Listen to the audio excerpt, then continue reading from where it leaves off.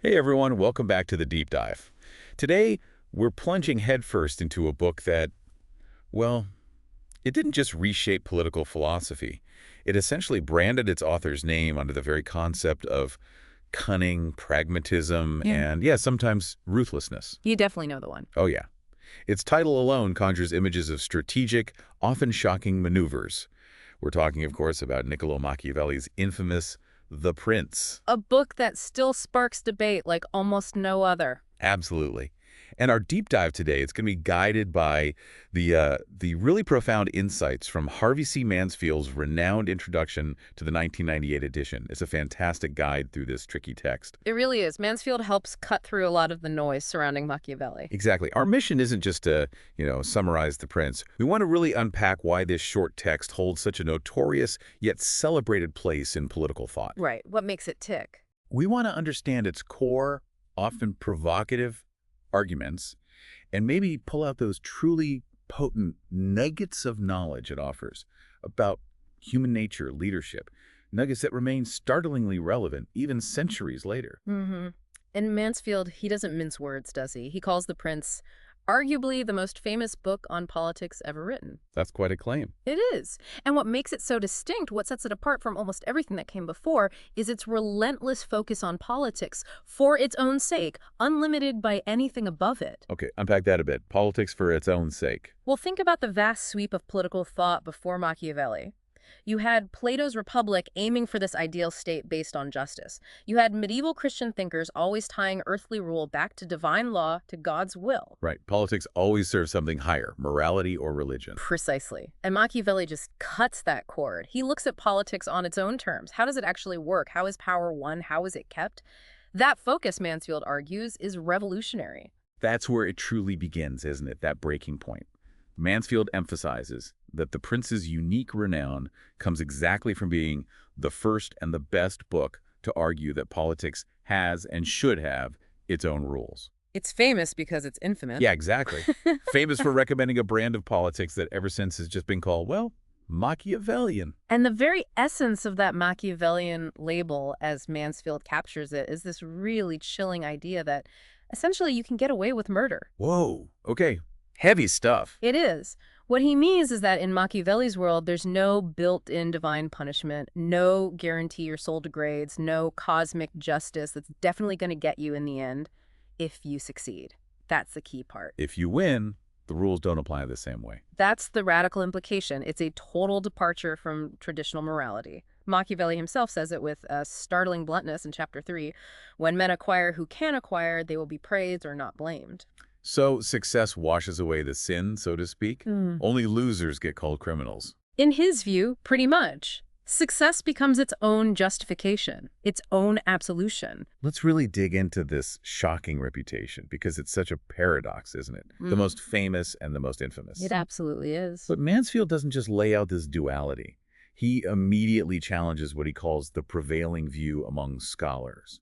These academics who often seem to rush in to make excuses for Machiavelli, to, soften the blow, make him seem less harsh. Yeah, it's a fascinating thing you see in scholarship. These arguments try to, let's say, contextualize him, maybe present him in a slightly better light. Like how? What are the usual excuses? Well, some scholars paint him as a dedicated Republican. They argue his real preference, maybe more obvious in his bigger work, The Discourses on Livy, was for a free, self-governing state, not some principality run by a single, ruthless guy. Okay, so The Prince was just advice for a specific situation, not his ideal. That's one line of argument. Others see him as a fervent patriot. They point to that sudden, passionate burst of Italian patriotism in the final chapter, chapter 26, as his true, heartfelt feeling. An urgent plea for unity against foreign invaders. The patriot angle. Got it. What else?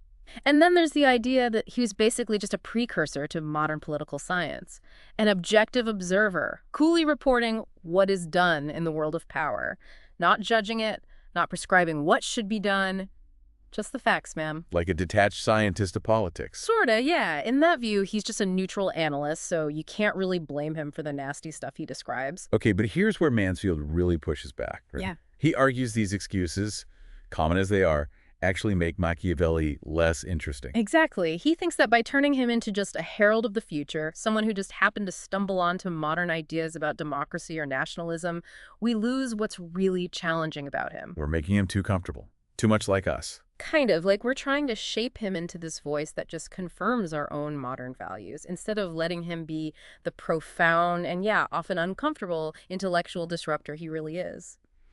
Mansfield insists he's not just reporting power dynamics, he's challenging our deepest assumptions about politics and morality.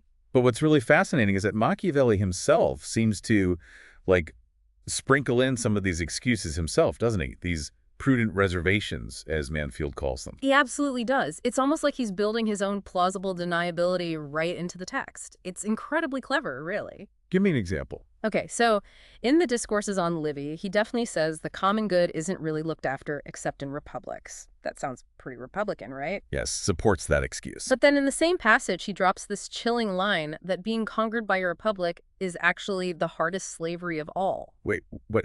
So republics are good, but being ruled by one is the worst. That's a direct contradiction. It seems like it, doesn't it? Is it deliberate? Is it just prudence, a way to cover his bases? Maybe both. It feels calculated. It does. Or think about the patriotism angle. Chapter 26 is this incredibly passionate call to arms for Italy, urging someone to liberate it from the barbarians.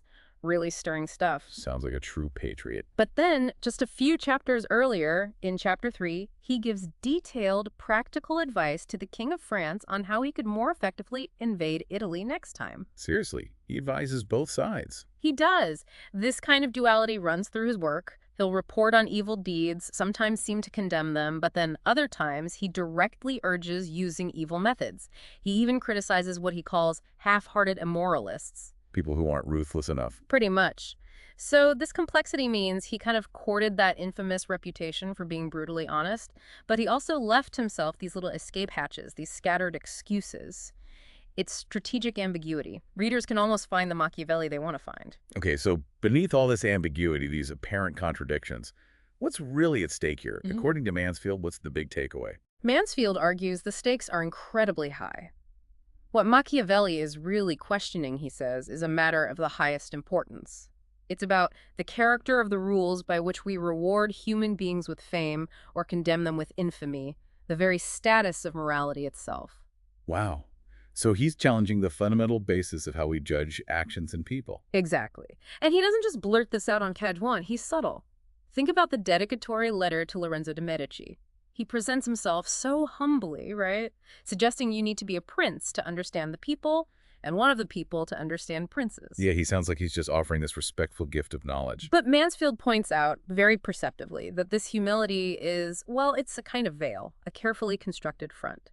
The prince starts off seemingly innocently, talking about different kinds of states, different armies. Pretty standard political analysis stuff. Right, but gradually, almost sneakily, he starts preparing the reader for this fundamental, really shocking challenge to everything they thought they knew about leadership and morality. How does he do that? Well, by chapter 9, for instance, you get this idea that a prince can build his power on the people, who Machiavelli sees as, crucially, the sort of keepers of morality.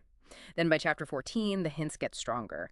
It becomes clear the prince has to pay attention to moral qualities, but mainly so he can use them in time of war.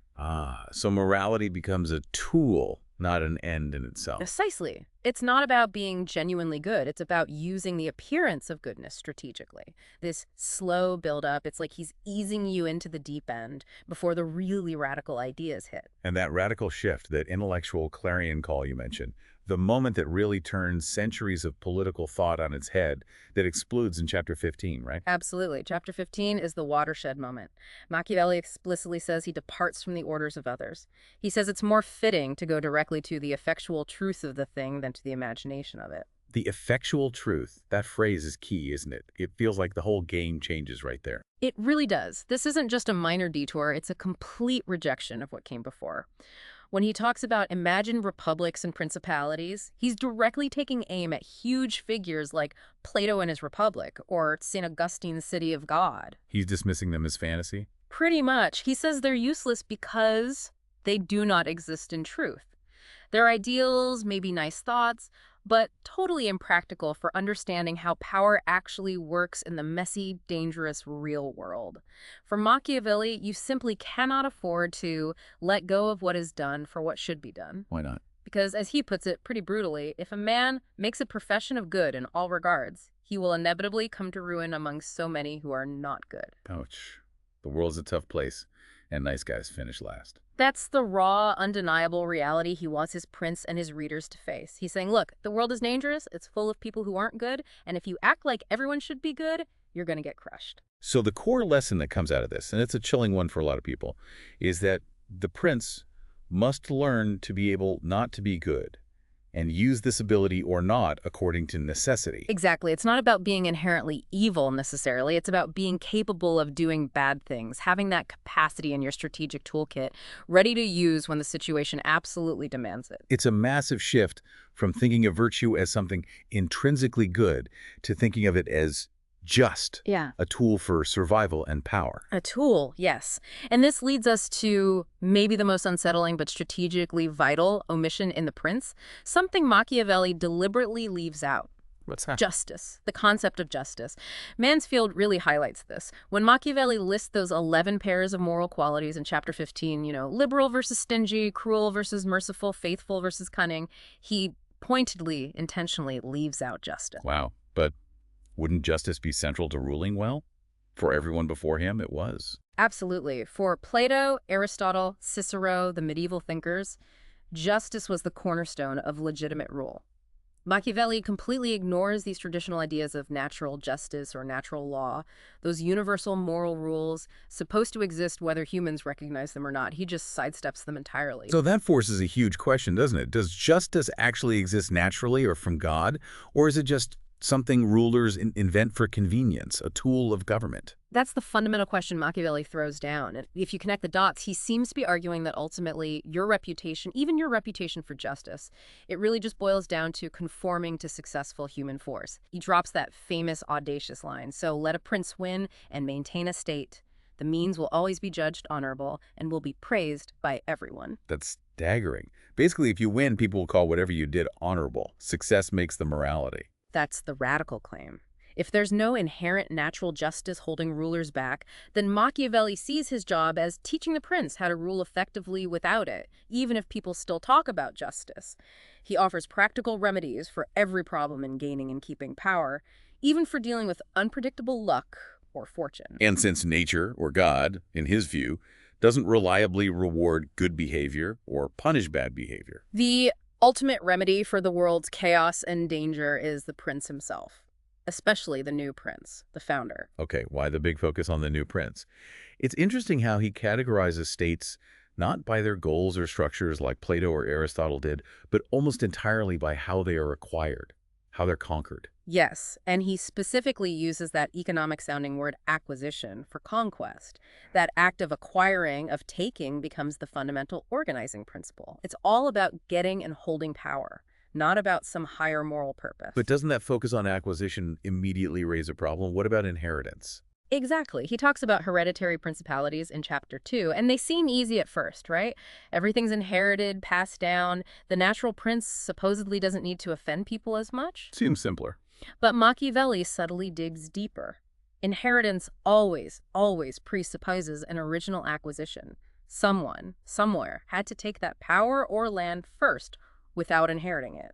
And that initial act of founding a dynasty or a state often requires, well, actions that are pretty unfortunate from a traditional moral viewpoint. Mansfield really drives this home, doesn't he? He gives those stark historical examples. He does. He points out how many established states, if you look back, were founded on kicking out natives, cheating indigenous people, enslaving others.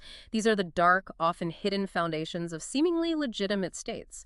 Their morally questionable origins get covered up by time and the nice veneer of inheritance. That's a really challenging thought. Makes you look at history differently. It does. And Machiavelli doesn't flinch from this. Yeah. He drives the point home by praising the successful acquisitiveness of the Romans, specifically the Roman Republic, in chapter 3.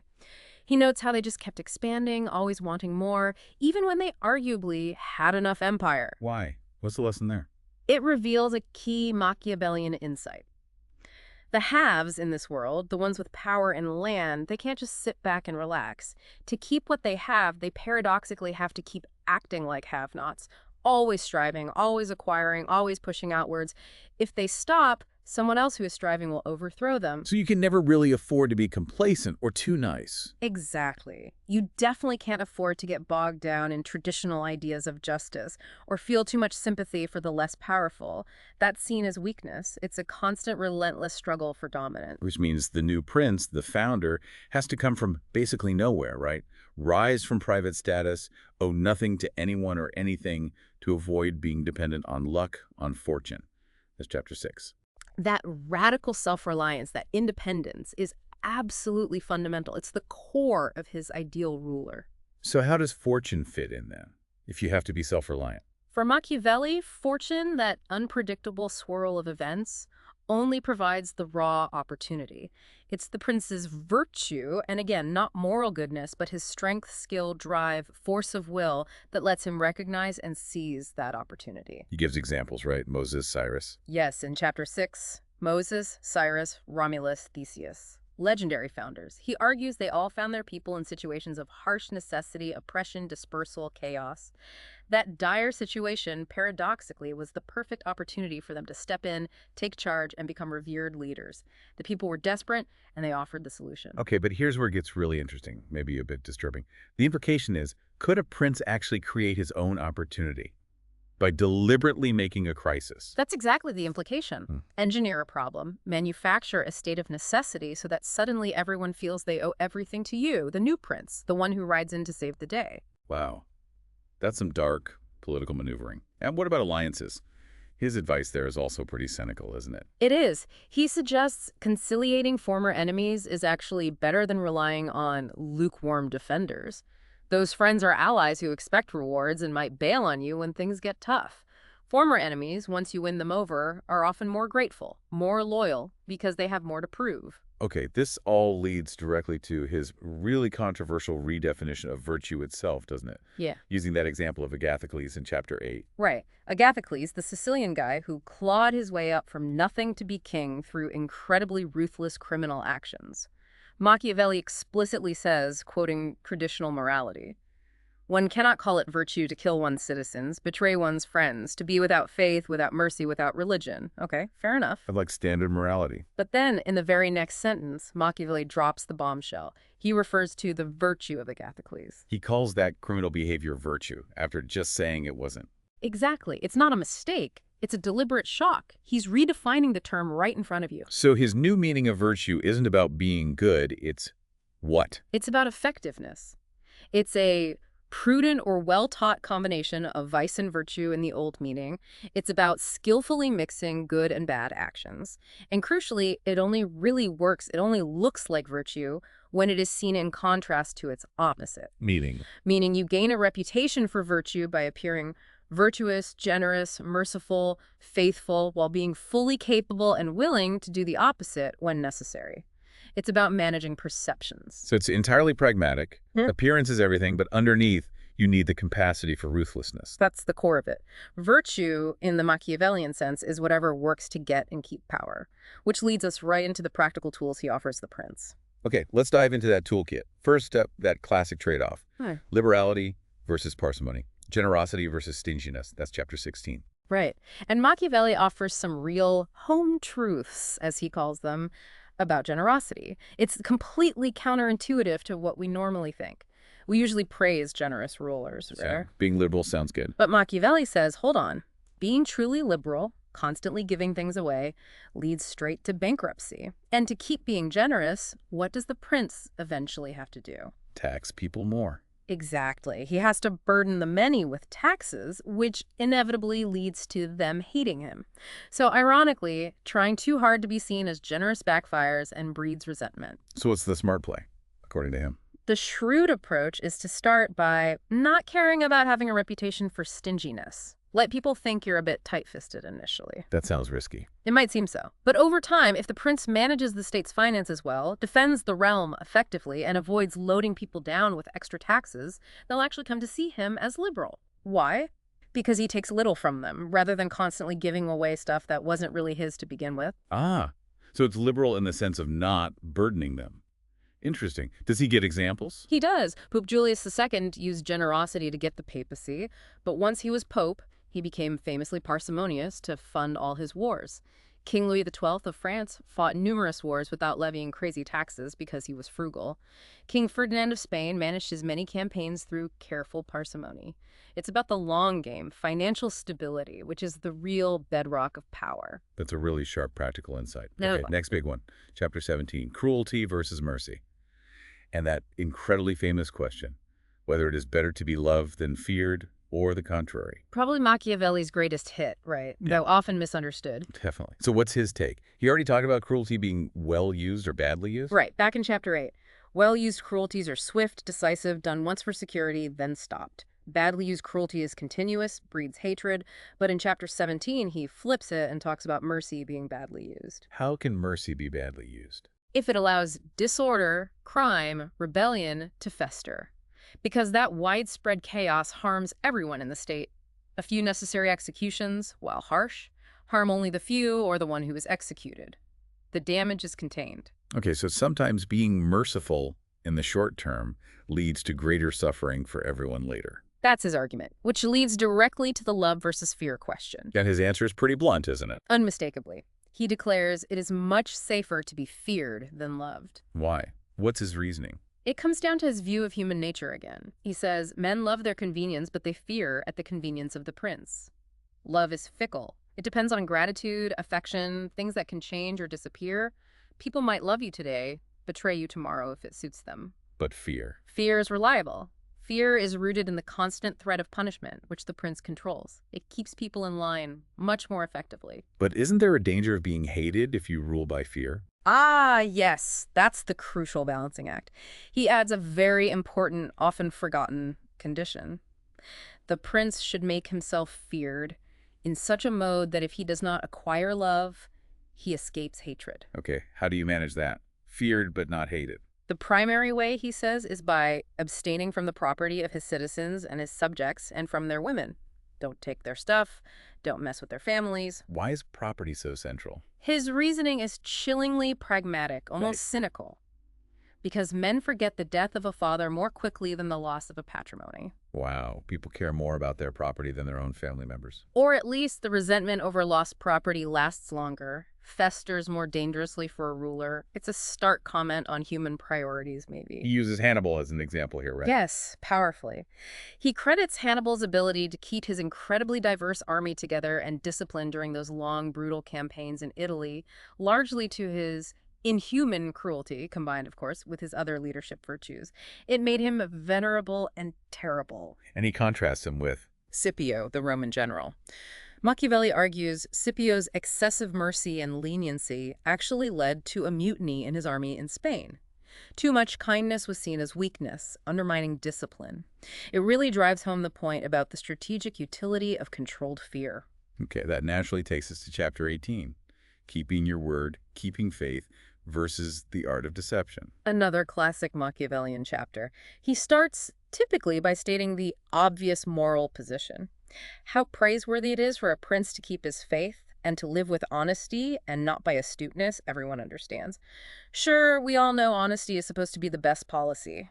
But there's always a but with Machiavelli. Always, he immediately counters. Look at history. Those princes who have done great things are those who have taken little account of faith and have known how to get around men's brains with their astuteness. Success in the real world often goes to the cunning, not the honest. And this is where he brings in the idea of fighting like a beast, not just a man. Exactly. He talks about the two kinds of combat. One using laws, which is proper to humans, and the other using force, which is proper to beasts. Since laws are often not enough to control people, especially bad people, one must have recourse to the second. The beast within. Right, and that's the famous half beast, half man analogy. The prince needs to know how to be both a fox as well as a lion. Why both? The lion, he says, is powerful enough to frighten the wolves, to deter enemies with sheer force, but the lion is easily trapped. The fox is clever enough to recognize snares, to see the traps, and avoid them through cunning. You need both strength and smarts. His justification for breaking promises, for lying. It's simple and, again, rooted in his dark view of humanity. Men are basically wicked. They won't keep their promises to you, so you don't have to keep your promises to them. It's a kind of preemptive betrayal based on mutual distrust. It sounds like a downward spiral of bad faith. It does. But what's truly masterful, strategically, is his emphasis on appearance. He says, "It is not necessary for a prince to have all the above-mentioned qualities like mercy, faith, honesty, and fact, but it is indeed necessary to appear to have them." So pretend to be good. Yes, you must appear all mercy, all faith, all honesty, all humanity, all religion. Especially religion, he notes, is powerful for appearances. People judge by what they see on the surface. The image is crucial. So the ideal is total flexibility. A prince needs a spirit disposed to change as the winds of fortune and variations of things command him. Precisely. He needs to be ready to not depart from good when possible, but know how to enter into evil when forced by necessity. It's always about necessity. Good is preferable, maybe easier sometimes, but evil is a tool you must be willing to use when circumstances demand it. And he holds up Pope Alexander VI, Cesare Borgia's father, as a prime example. He does. A man who, according to Machiavelli, never did anything, nor ever thought of anything, but how to deceive men, and he always found a subject to whom he could do it. His entire reign was a masterclass in deception, and it brought him enormous power, however infamous. Okay, moving to chapter 19, he circles back to avoiding contempt and hatred. How does this build on what he's already said? It consolidates a lot of the previous points. He stresses again those twin dangers: being hated, which mostly comes from being rapacious, taking people's property or women, and being contemptible, which comes from appearing weak, indecisive, cowardly, effeminate, pusillanimous. So don't steal their stuff and don't look weak. Basically, yes. The key to security is simple. Avoid being hated or despised and keeps the people satisfied with him. If people don't hate you and don't disrespect you, you're mostly safe. And he uses the Roman emperors again here, right, as case studies. Yes, it's a brilliant comparison. You have Marcus Aurelius, a hereditary emperor, naturally good, universally respected, never either hated or despised. He kept everyone in line. The ideal, maybe, but rare. Very rare and hereditary, which makes it easier. Then you have Pertinax and Alexander Severus. They were new princes, good men who tried to live modestly like Marcus, but they failed miserably because they couldn't control their armies. The soldiers saw their modesty as weakness, despised them for being effeminate, and killed them. So being a good man isn't enough if you're a new ruler. You need more. You need that virtue, that strength. Which brings us to Severus. Another new guy, but completely different outcome. He masterfully blended the fox and the lion. He kept the soldiers happy, making them his friends, even though his actions often burdened the people. How did he get away with that? Because his sheer effectiveness, his strength and cunning, his virtue, made him admirable and revered, especially by the army.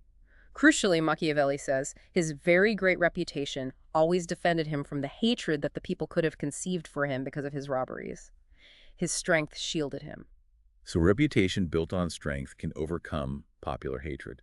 It seems so in Severus's case. Unlike emperors like Caracalla or Maximinus, who were also cruel and greedy but lacked Severus's reputation or skill and ended up hated and overthrown. This leads to a really stark conclusion in chapter 19, doesn't it? About being forced not to be good. It does. It's one of Machiavelli's most chilling but perhaps most realistic observations.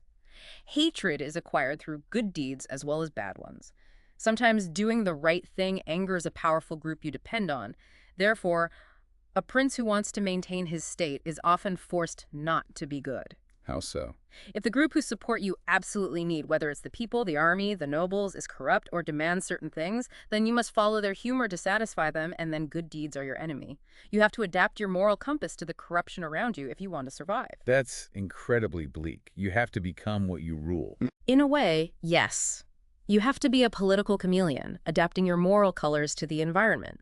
Which brings us neatly to the very foundations of the state, managing the people versus the great nobles, and the absolute necessity of having your own army. Right, he talks about those two diverse humors in every city, doesn't he? Yes, in chapter 9. The people, whose basic desire is simple, neither to be commanded nor oppressed. And the great, the elite, whose desire is the opposite, to command and oppress. These two forces are always in tension. And who should the prince side with? Machiavelli generally advises siding with the people. Why? They're easier to satisfy, they just want security and not to be pushed around. They're usually too inert to move against him politically, and crucially, they're too numerous to kill if they do get upset. Whereas the nobles, The nobles, the greats, are few but dangerous. They see themselves as the prince's equals, they're ambitious, they're prone to conspiracy, much harder to manage, much more likely to try and overthrow you. Tears Warshik comes up again here, right? As the master strategist. Absolutely.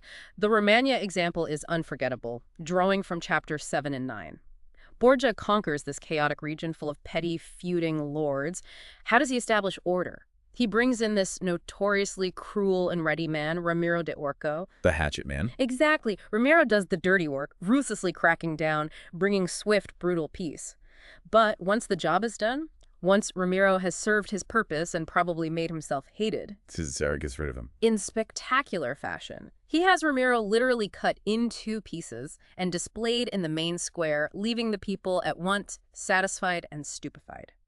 Satisfied that the cruel agent was punished, stupefied by Cesare's terrifying decisiveness and power. What's the lesson there? Machiavelli implies that stable, maybe even constitutional government is sometimes only possible after an initial brutal, unconstitutional act of power lays the foundation. You need the iron fist first to create the conditions for the velvet glove later. Though later, with the Severus example, he does show a prince can rely on soldiers even if the people hate him. Right. Yes, that shows his flexibility. Severus stupefied the people and satisfied the soldiers. It proves the prince's strategy depends entirely on the circumstances on which group's humor is most crucial at that moment.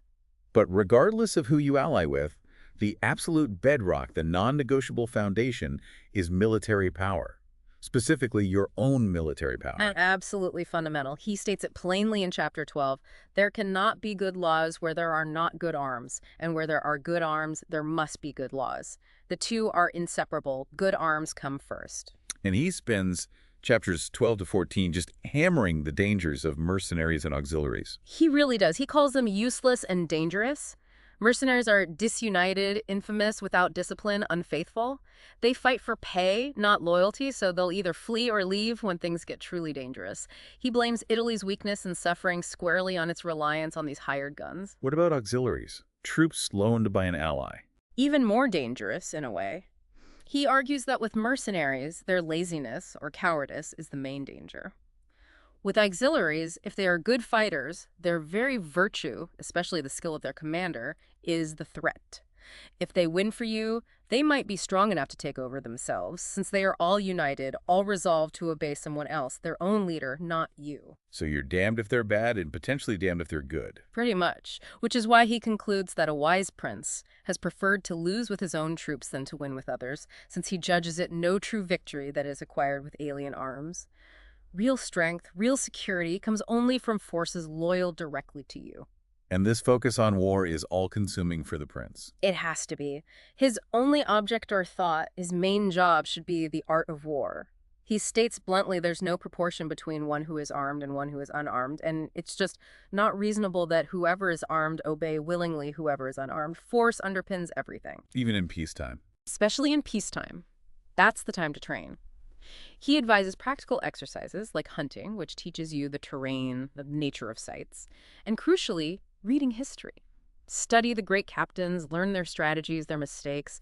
He mentions how Xenophon's book about Cyrus influenced Scipio Africanus. Learn from the past to prepare for the future. Constant readiness is key. No, Mansfield points out that this relentless emphasis on one's own arms has a deeper, almost anti-religious layer to it. How so?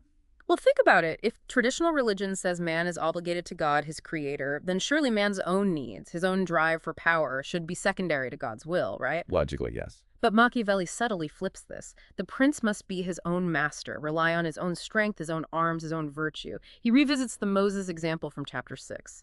Was Moses just God's puppet, a mere executor of divine orders? Or did he possess his own profound virtue that made him dependent on no one but himself? Machiavelli leans heavily towards the latter, elevating human agency. In the David and Goliath story, too, he reinterprets that. Yes. In chapter 13, David refuses King Saul's armor, relies on his own sling. That's in the Bible. But Machiavelli adds a detail not in the original story. He says David also used a knife. Why add the knife? What's the significance? It's subtle but profound. It turns David from just an instrument of God's miracle into an armed, self-reliant figure who takes decisive, practical, even violent action himself. The implication, Mansfield suggests, is that the unarmed prophet, someone relying only on faith, becomes armed if he uses religion for his own purposes rather than God's. So religion itself becomes another tool, another form of arms for the savvy prince. Exactly. It's not about genuine belief. It's about the utility of religious authority for controlling people, maintaining order, and achieving the prince's goals. A very pragmatic, even cynical view of faith and politics. Wow, that's definitely turning sacred stories into lessons in power politics. Okay, so as we near the end of The Prince, Machiavelli confronts the big unpredictable factor, fortune, luck. Chapter 25, how does he handle that? He starts by acknowledging the common view of his time, that worldly things are so governed by fortune and by God that men cannot correct them with their prudence. Basically, fate rules all, human effort is useless. A pretty fatalistic view, does he agree? No, he pushes back hard. He offers a compromise, rejecting total fatalism. He suggests fortune is maybe arbiter of half of our actions, acknowledging its power, but he insists that leaves the other half, or close to it, for us to govern. So we still have significant control. Free will matters. Absolutely. He uses that brilliant analogy of fortune being like a violent river. When it floods, it's destructive, yes. But in quiet times, you can prepare. You can build dikes and dams to contain it, to manage its force. You can't stop the river, but you can prepare for it and mitigate its damage through foresight and action. So how do you build dikes against bad luck? What's the key? Interestingly, he says the key is not having a fixed nature or rigid habits. Paradoxically, having a fixed nature is what makes one liable to changes of fortune. If you're always cautious, you'll fail when boldness is needed. If you're always bold, you'll crash when caution is required. Ah, so virtue in this context becomes flexibility, being adaptable. Exactly. Supreme flexibility according to the times or situation. You have to be able to change your approach, maybe even your apparent nature, to match what fortune throws at you. He uses Pope Julius II again here, doesn't he? He does. Julius's impetuosity, his aggressive driving nature worked brilliantly because the time suited it. His boldness matched the opportunities. But Machiavelli points out that same inflexibility, his inability to be cautious, would have destroyed him if circumstances had changed and demanded a different approach. And this leads to one of his most shocking, most quoted lines about fortune. Oh, yeah. The conclusion. It is better to be impetuous than cautious, because fortune is a woman, and it is necessary, if one wants to hold her down, to beat her and strike her down. Yikes. That hasn't aged well. Definitely not. But putting aside the problematic metaphor, the core idea is that fortune, that unpredictable force, responds better to bold, forceful, even aggressive action than to timid hesitation. He adds, she's a friend of the young, because they are less cautious, more ferocious, and command her with more audacity. It's about seizing control, wrestling with fate, not passively accepting it. Certainly a powerful image of asserting human will against chaos, and it captures that audacious spirit of his whole philosophy. Okay, finally, chapter 26. He ends with this sudden, passionate exhortation to seize Italy. It feels quite different from the cool analysis before it. It is a dramatic shift in tone. It's a direct emotional appeal to Lorenzo de' Medici, the book's dedicatee, urging him to become the prince who unifies Italy and drives out foreign powers. He paints a pretty bleak picture of Italy at the time. He does, vividly. He says Italy is more enslaved than the Hebrews, more servile than the Persians, more dispersed than the Athenians, without a head, without order, beaten, despoiled, torn, pillaged. It's a land in desperate need of a savior, a new prince. The historical moment is ripe, he argued. And he claims this war of liberation would be just. Yes, he invokes a kind of situational justice. For war is just to whom it is necessary, and arms are pious when there is no hope but in arms. Necessity justifies the fight. He even brings in those biblical-sounding signs, suggesting God himself has paved the way, providing the opportunity through miracles. The sea has opened, a cloud has escorted you, manna has rained. Sounds like divine endorsement. It does. But then, in a classic Machiavellian move, he immediately pivots back to human action. After listing God's miracles, he declares, the remainder you must do yourself. God does not want to do everything so as not to take free will from us and that part of the glory that falls to us. Even with divine signs, it's still up to the prince to act. Precisely. It's a powerful statement about human agency.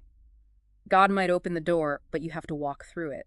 It's up to Lorenzo, or whoever the prince is, to implement the new orders, create a strong Italian army based on Italian virtue, and actually seize the moment. It blends his military realism with this belief in decisive human will. And he ends the whole book with that quote from Petrarch. Yes, a really stirring, poetic line. Virtue will take up arms against fury and make the battle short, because the ancient valor in Italian hearts is not yet dead. It's a callback to a glorious past and a hopeful look towards a unified future, achieved through decisive Machiavellian action through virtue. A really powerful ending to a book that completely redefined power. It truly did, moving politics from the realm of ideals to the often brutal reality of what is, of what works. So, wrapping this up, our deep dive into the prince, especially through Mansfield's lens, really shows us a Machiavelli who just dissects power without flinching. He strips away conventional morality to define this new prince needed for a world governed, as he saw it, by necessity and that effectual truth. Yeah, he forces you, often uncomfortably, to face the stark realities of what it actually takes to get and keep power. Actions that often seem, well, completely at odds with what we'd normally call good or ethical. It leaves us with some tough questions, doesn't it? In trying to achieve something, maybe even something good, does getting the job done always justify the means used? And how much of what we see as success, even today, in politics or business, is really virtue in the old sense, and how much is maybe just being impetuous against fortune, or perhaps a very calculated, very Machiavellian use of ruthlessness or deception. That tension, that pull between ethical ideals and pragmatic power, between the imagined world and the effectual one, it feels just as relevant now as a must-have in Machiavelli's Florence. It really does. It's challenging, unsettling for sure, but undeniably insightful about human nature and the constant struggle for power. So maybe something for you to think about as you go about your day. Look at the leaders around you, big or small. How much of Machiavelli's playbook do you see in action, for better or worse? Yeah, what does that tell you about the world we're in, and maybe the kind of people who end up running it? Think about that constant dance between appearance and reality, between using vice and using virtue, and always, always dealing with necessity. It's a lens that, once you start looking through it, is surprisingly hard to put down. Definitely food for thought. Well, that's it for this deep dive. Until next time, keep digging, keep questioning, and keep being curious.